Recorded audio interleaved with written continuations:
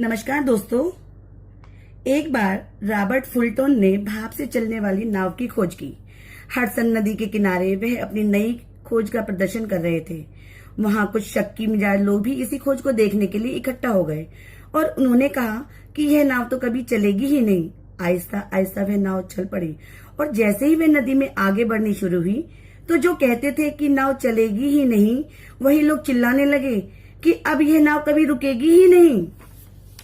दोस्तों, चाहे कुछ भी हो, कुछ लोग हर बात में नुक्स निकालते हैं। इस बात से उन्हें कोई मतलब नहीं कि आप किस तरफ हैं, वे हमेशा दूसरी तरफ ही रहेंगे।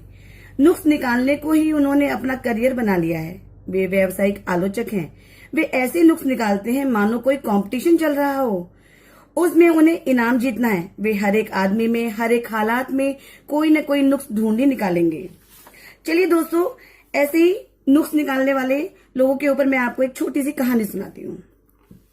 एक बार एक शिकारी था।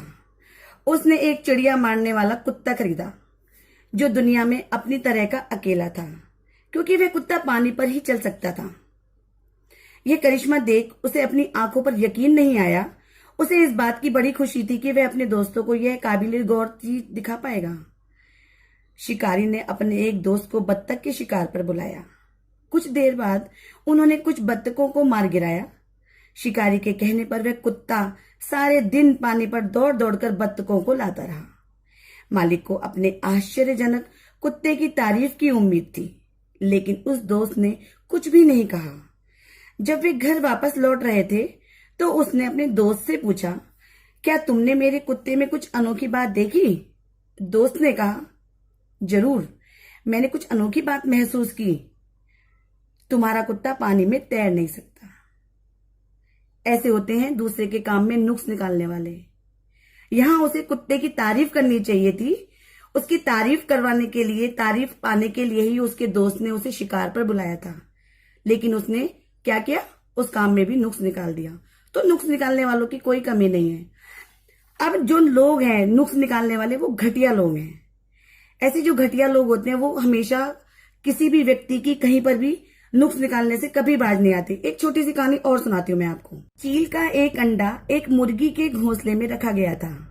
समय आने पर अंडा फूटा और उसमें से निकला चील का बच्चा। खुद को चूजा मानते हुए वह पलने लगा। चील का बच्चा वही करता जो मुर्गी को करते देखता। वह कूड़े में से खाने का दाना ढूंढता, मुर्गी की तरह बांध देता और हर काम उसी तरह करता जैसे कि मुर्गी करती है। वह कभी भी थोड़ी सी ऊंचाई से ज्यादा नहीं उड़ पाया, क्योंकि मुर्गी भी ऐसे ही करती थी। उसने एक दिन आसमान में एक चील को बड़ी शान से उड़ते हुए देखा। उसने मुर्गी से पूछा, कौन है वह सुंदर चिड़िया? मुर्गी ने जवाब दिया, वह चील है। वह एक तेज तर्रार चिड़िया है, लेकिन तुम उसकी तरह आसमान में कभी नहीं उड़ सकते, क्योंकि तुम एक मुर्गी हो। इस तरह वह चील का बच्चा उड़ने के बारे में कभी सोच ही नहीं सका, और इस बात को सच मानकर वह चील के बच्चे ने, जो मुर्गी की तरह पला, दोबारा नहीं सोचा। वह एक मुर्गी की तरह ही सारा जीवन जिया और मरा भी वैसे ही। अपनी समझ और दूर की न सोचने के अभाव में उसने खुद को अपनी पैदाइशी गुणों से महरूम रखा। कितना बड़ा नुकसान हुआ। वह जीतने के लिए पैदा हुआ था, पर दिमागी रूप से हार के लिए तैयार हुआ। यही बात ज्यादातर लोगों पर लागू होती है। ज्यादातर लोग अपने दिलों में बहुत कुछ करने की चाह लिए ही मर जाते हैं। हम अपनी ही दूरदर्शिता की कमी की वजह से बेहतरी हासिल नहीं कर पाते। अगर आप चील की तरह आसमान में ऊंचे उड़ना चाहते हैं तो आपको चील के तौर तरीकों को सीखना पड़ेगा। अगर आप कामयाब लोगों की संगत में रहते हैं तो आप उन जैसे ही बनेंगे। अगर आप सोच विचार करने वाले लोगों के बीच रहेंगे तो आप भी उनमें से एक ही बनेंगे। अगर आप दानियों की संगत में रहेंगे तो आप भी उनके जैसे ही बनेंगे। अगर आप शिकायत करने वालों के साथ में रहोगे तो आप भी उनके जैसे ही बन जाओगे। जब भी कोई जिंदगी में कामयाबी हासिल करता है तो घटिया लोग उन पर वार करते हैं, उनको नीचे खींचने की कोशिश करते हैं। जब आप इन घटिया लोगों से नहीं उलझते तब जीत आपकी होती है।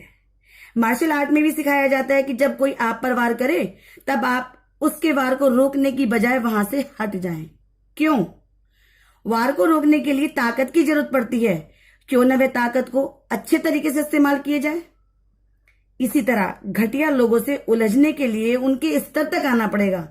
यही तो वो चाहते हैं, क्योंकि अब आप उनमें से एक हो गए हैं। घटिया सोच वाले लोगों को अपने ऊपर हावी मत होने दीजिएगा।